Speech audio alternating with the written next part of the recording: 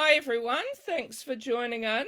I'm excited to have Tracy Clark joining me today. Hi Tracy. Hello, how are you? Tracy is a native Chicagoan and is the author of the Cass Raines Chicago Mystery Series, featuring an ex-cop turned PI, Cassandra Raines. A multi-nominated Anthony Lefty Edgar McCafferty and Seamus Award finalist. Tracy is also the 2020 and 2022 winner of the GP Putnam's Sons Sue Grafton Memorial Award.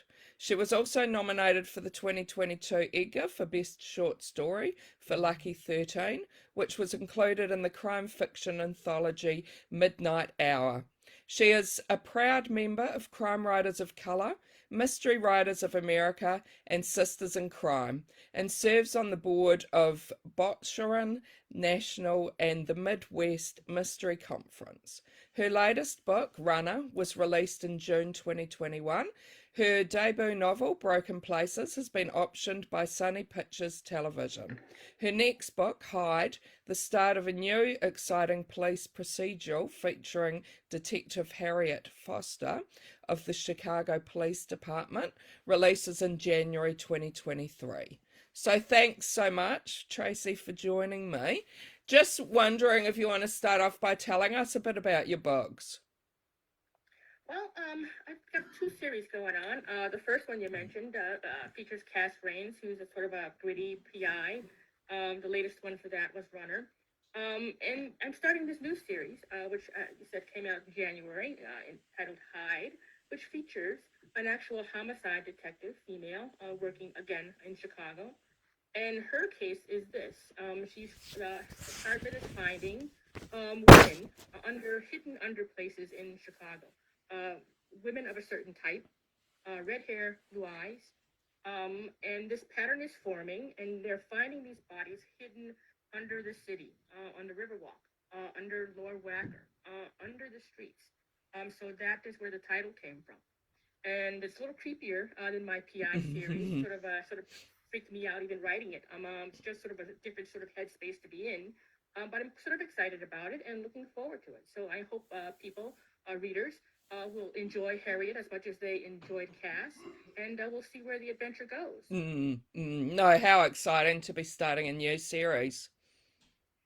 Yeah, it's sort of a different start. You have one voice in your head for so long, and then you Mm, have to sort of switch to a new voice and sort of learn that person. And it's sort of been interesting for me as the writer to sort of figure out who these people are, these new characters, and just sort of dive in there and get in there and sort of dig around in them. yeah, yeah. And I just wanted to mention as well, I read Runner and really enjoyed Cass.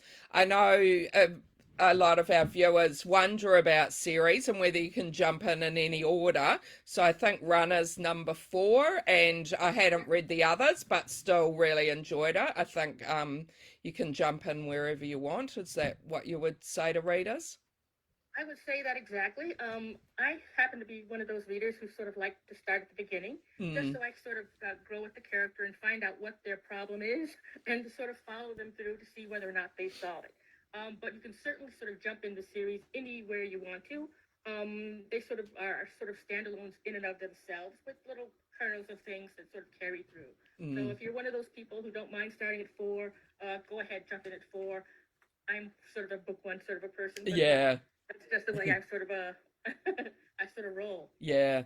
And can you tell us a bit about how you became a writer? Well, I think to sort of get back to this thing, whether or not you are become a writer or are born a writer, I'm Mm, one of those sort of weird little kids who always had a book and a notepad. I wrote little stories when I was 8 and 9 and put them in a little notebook, and that sort of grew. I always knew that that was sort of what I wanted to do. It just sort of took me several decades to sort of get to the point where I could sort of write something that made sense, something that had a beginning, a middle, and an end, and something that I could sort of work on and develop and get better at. So it's sort of been a lifelong process. Avid reader turned into a sort of a voracious writer, mm, sort of trying to get that craft right, trying to get those characters to say what I wanted them to say, And so it's been a process, but I think I was sort of born to be this. Yeah. And you said like when you were younger you had a little notebook and were writing things. What sort of things were you writing then? Well, I sort of started out with sort of ghost stories, haunted houses. I sort of like that sort of Scooby Doo Yeah. kind of a thing. I think sort of Scooby Doo inspired me to sort of write that kind of a story. And then when I got old enough to sort of read mysteries, I started with Agatha Christie, like I think most crime writers do. Mm, So I started there and sort of progressed. And then that sort of got me into the 80s when that sort of giant wave of female crime writers came in, Sue Grafton, Sarah Paretsky, those sort of writers. So yeah. So mm, that was my sort of niche, my sort of sweet spot. And then of course years of trying to teach yourself how to sort of do that. So yeah. I said it's a process, and some days are better than others. Still today, sometimes the words flow out, sometimes they don't, and you sort Mm, of have to go out and sort of dig them up. So yeah. it's writers writers job and world is not an easy thing, but you sort of stick with it. Mm. And you said you love Agatha Christie. Do you have a favorite Agatha Christie? Murder on the Orient Express is my all-time favorite. I Yeah. just loved it. I loved the book. I loved the movies, the first one. The Mm, other ones not so much. But that first one with Ingrid Bergman and those characters, I loved that story. yeah. When I first read it, the surprise to it was so mind-boggling that I wanted to sort of learn how to do that. Mm, So that would probably be my favorite. And of course, I like all the others too. But that's my sort of the one that if I in a fire and I had to take one book, that would be the that would one be that the would I would one. choose. Yeah. Yeah. Yeah. And I'm interested to know what sort of research have you done for your books? Well, for the PI thing, I actually took a course on private investigation. Oh, So really? I Yeah. just sort of knew that I wanted to have this character be that, and I had absolutely no idea what private investigators did really. I sort of knew about them from the books that I read, but I Mm, wanted to know what kinds of jobs they took, what kind of work they did on a normal basis. And so I took a course and sort of figured out what PI needed to sort of get accredited in the state that I live in, what kinds of cases they normally take, what they don't, what they can and cannot do, mm, they can and cannot do legally. So I started there with that foundation. And then I sort of build the characters and the city and the plots little by little, working on it decade by decade. With Harriet, she's an actual police detective in the city of Chicago for the Chicago Police Department. And that requires that I sort of figure out or find out how they work, where they work, mm, what they can do, what they can't, how they progress lead by lead, clue by clue, how they sort of approach suspects and criminals and what they do when they get people in that interview room. I sort of had to have all that information. So I just sort of tag a cop any way I can find them. I have a few in my family that I sort of tap when I have questions. And if I sort of have to find something else, I have to research it and sort of look it up and find the answer, and then I can sort of go on. But I have to sort of have that in order to sort of make it realistic, make yeah. it believable, or this is not so cartoonish and television ish. Mm, So yeah, I wanted to sort of get it right as much as I could. I don't want to get bogged down in the day to day of it, but I just wanted to have that foundation so that I knew what they did, and then I could sort of take it to the character. yeah, yeah. And how do you, like with a series, how do you keep up to like remember what things have happened? Do you document things or have timelines for your characters? How do you keep up with Um, all that? I sort of have to remember. Sometimes I do, sometimes I don't. I have to Mm, go back to the next book, the other book, and sort of check. yeah. What color is her car? Mm, How tall is she? How much does she weigh? What's the name of that character in that that particular place? Sometimes I have to go back and check, but mm, most of the time I can sort of keep it in my head and sort of know it. I don't outline. That's probably a major flaw for me, but mhm. I sort of pants it, which just means I sort of go by the seat of my pants, and my Yeah, story starts with a blank page, and I just sort of go and pick my way through. So that sort of goes with that. I do as much as I can. If I get stuck in a spot, I go back and check, and if I have that information, then I go ahead and do it again until I get stuck again. And it's just a it's just a process. So yeah. it's not an easy thing. Probably not the right way to do it, but everybody's brain sort of works a different way. Yeah. And what have you been reading lately? Is there anything you'd like to recommend to us? Well, I just finished reading Rachel Hauser Hall's We Lie Here, which is her newest book. That's Mm. perfect. I would recommend that one.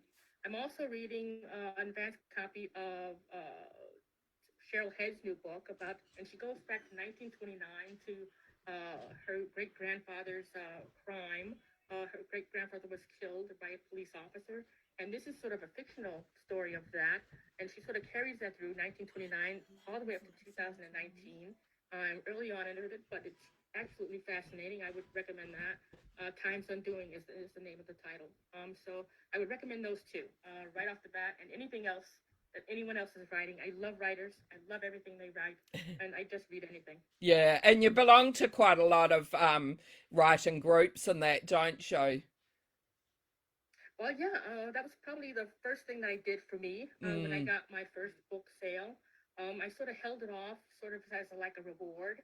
I knew I wanted to join Sisters in Crime and Mystery Writers of America, but I sort of held off in joining them until I actually had sort of skin in the game, so to speak. Mm. So when I had that first contract in my hand, that's the first thing I did.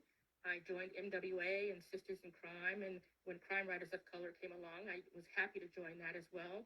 I think that's where you find your writing community. That's where Mm. you find your people. Mm. And it's great support, a wonderful fraternity. And you're in there helping each other out. It's not so much a competition. I got this, you got that. I mean, everybody's in there supporting each other, making sure that everybody sort of gets that sort of support and advice that they need. So it's a wonderful thing to do. Yeah, yeah. And we've got some people watching, so just wanted to say to the people watching, if you have any questions for Tracy, please type them in comments and I can read them out. Kelly wonders, how would you describe your books in 2 words? Character driven. That's probably be the best word Mm. for both series, really. I learned early on when I was first a baby writer that stories sort of came in two categories: plot driven, character driven. And I knew right off the bat which side I was going to go on because I sort of like to sort of know who people are, what makes them tick, how they function, how they get through life, and it's different for everybody. So when I started creating these characters for both series, I really looked about who I was writing about. Not so much the crime, because that's important in crime fiction, I guess, but who they were, how they got through life, how they sort of carried the baggage that they carry. What makes them do that as opposed to sort of, you know, rolling up in the ball and dying. Mm. That's a choice. Yeah. And it's interesting to me to sort of figure out what makes people keep going. Mm. So I probably that would be the most important thing. Yeah, yeah. And Kelly also wonders if you have a favorite place to write. My writing desk. I come here every morning at 5:30. That's my spot. I don't write so well other places. I can write other places, but Mm. I seem to sort of be more comfortable there. And I'm writing. I'm there right now. I mean, I'm touching it. Yeah, So that's my spot. That's my yeah, spot. I write better there. yeah. And what about plan it? Like, do you plan set aside certain times for writing, or just write when you feel like you need to? I write every morning, 5:30 to 8. That's my writing time. Yeah. I have a day job still, so 8 o'clock is my swivel point. I stop at 8. I have my breakfast, 8:20, half an hour, and then I start my day job. So 5:30 to 8 is my time most every day. I rarely miss that time. Even if I do, I sleep late, maybe 5:45. My Mm. brain wakes me up because you're late. 5:30 is it. So that's all I have for the day, and that's I take it. So I try Yeah, not to miss it. yeah. So, what's your day job? Well, I'm an editor for the Tribune Company, so during the day I'm doing comic strips and op-eds and Oh, word really? puzzles and Wow. stuff like that. So Yeah, yeah, so yeah, yeah, it is what it is. yeah.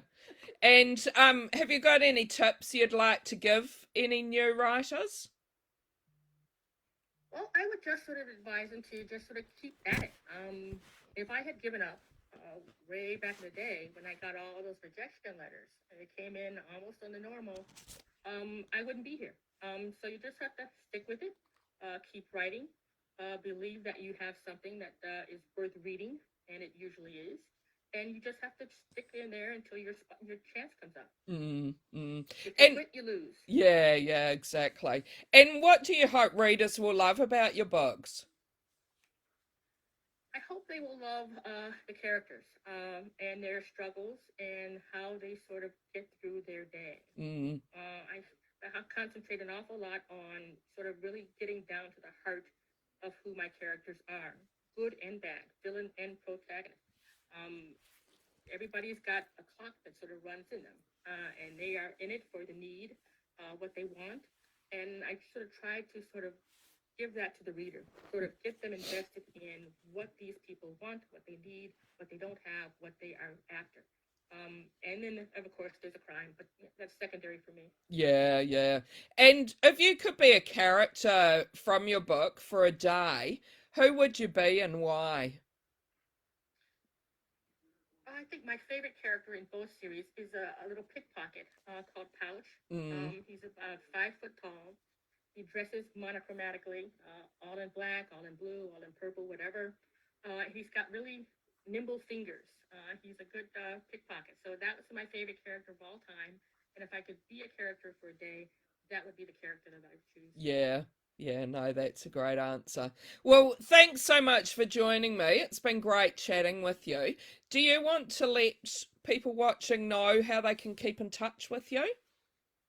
Well, my website is Tracy Clark Books. You can go there, drop me a message, and check what I'm doing. I've got the information on the notebook out there, so hit me up. I'm also on Facebook and Twitter and Instagram. So just type my name in, and I will pop up there. Yeah, thanks so much for joining me, and thanks for those who looked in today. Thank you. Bye. Thank you. Bye bye.